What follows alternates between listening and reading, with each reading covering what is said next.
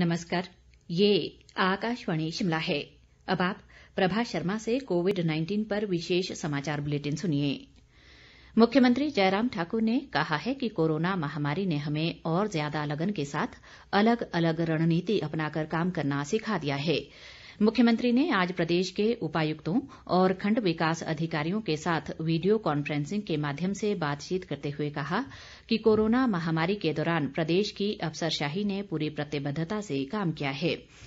उन्होंने इस बात पर संतोष जताया कि कोरोना की मुश्किल घड़ी में भी प्रदेश में सभी विकासात्मक गतिविधियां बिना किसी बाधा के आगे बढ़ीं। उन्होंने अधिकारियों को सरकार की विभिन्न कल्याणकारी योजनाओं के लाभान्वितों की सूची बनाने को कहा ताकि ऐसे लोगों के साथ बेहतर तालमेल स्थापित किया जा सके।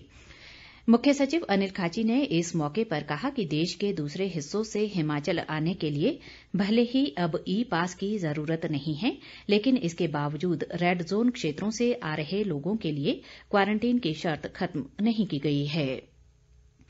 प्रदेश में कोरोना संक्रमित एक और मरीज की मृत्यु हो गई है।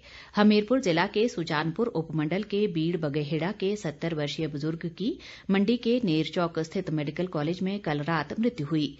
इस मरीज को 28 जून को कोविड केयर सेंटर भोटा से नेरचौक रेफर किया गया था और ये मधुमेह से पीड़ित था। इसके साथ ही राज्य में कोरोना महामारी से मरने वालों की संख्या 9 हो गई है।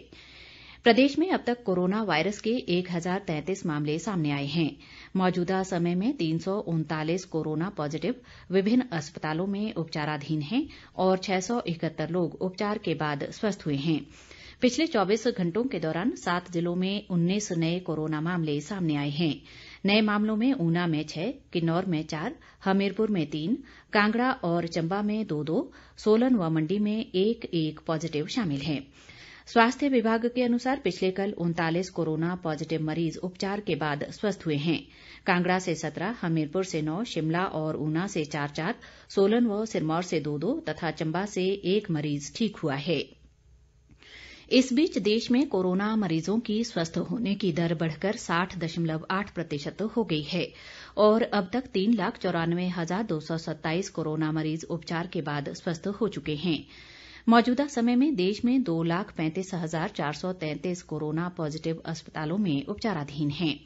स्वास्थ्य व परिवार कल्याण मंत्रालय से प्राप्त जानकारी के अनुसार देश में कुल कोरोना संक्रमितों की संख्या 6,48,315 हो गई है।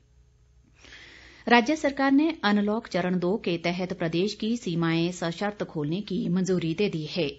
राज्य सरकार द्वारा इस संबंध में कल जारी अधिसूचना के अनुसार अब अंतर्राज्य आवाजाही के लिए ई पास की जरूरत नहीं होगी, लेकिन सरकार के कोविड ई पास सॉफ्टवेयर में 48 घंटे पहले अपना पंजीकरण करना होगा। हिमाचल के होटलों में ठहरने के लिए कम से कम 5 दिन की बुकिंग और 72 घंटे पहले पंजीकृत लैब से कोविड-19 टेस्ट की नेगेटिव रिपोर्ट वाले सैलानियों को ही प्रवेश की अनुमति होगी। राज्य सरकार ने प्रदेश में धार्मिक स्थल खोलने की स्वीकृति भी दे दी है, लेकिन इसके लिए भाषा व संस्कृति विभाग दिशा निर्देश जारी करेगा। जबकि राज्य में पर्यटन इकाइयों को शीघ्र क्रियाशील करने के लिए पर्यटन विभाग द्वारा दिशा निर्देश जारी किए जाएंगे। नए दिशा निर्देशों के अनुसार अंतर्राज्यीय बसों की आवाजाही पर फिलहाल प्रतिबंध रहेगा।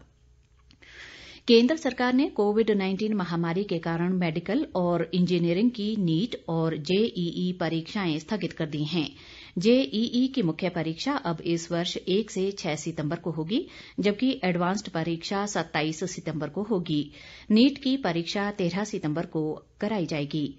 एक ट्वीट में केंद्रीय मानव संसाधन विकास मंत्री रमेश पोखरियाल निशंक ने बताया कि छात्रों की सुरक्षा और शिक्षा की गुणवत्ता को ध्यान में रखते हुए ये निर्णय लिया गया है। केंद्र सरकार ने सुरक्षा नियमों का पूरी तरह पालन करते हुए केंद्रीय स्तर पर संरक्षित सभी स्मारकों को सोमवार से खोलने का फैसला किया है। केंद्रीय पर्यटन मंत्री प्रहलाद सिंह पटेल ने कहा कि केवल ऐसे स्मारकों और संग्रहालयों को ही दर्शकों के लिए खोला जाएगा जो कंटेनमेंट जोन में नहीं हैं। उन्होंने कहा कि केंद्र सरकार द्वारा संरक्षित सभी स्मारकों और पर्यटन स्थलों को स्वास्थ्य मंत्रालय के दिशा निर्देशों के अनुसार स्वच्छता, सुरक्षित दूरी और अन्य नियमों का पालन करना होगा। इसके साथ ही ये समाचार बुलेटिन समाप्त हुआ। नमस्कार।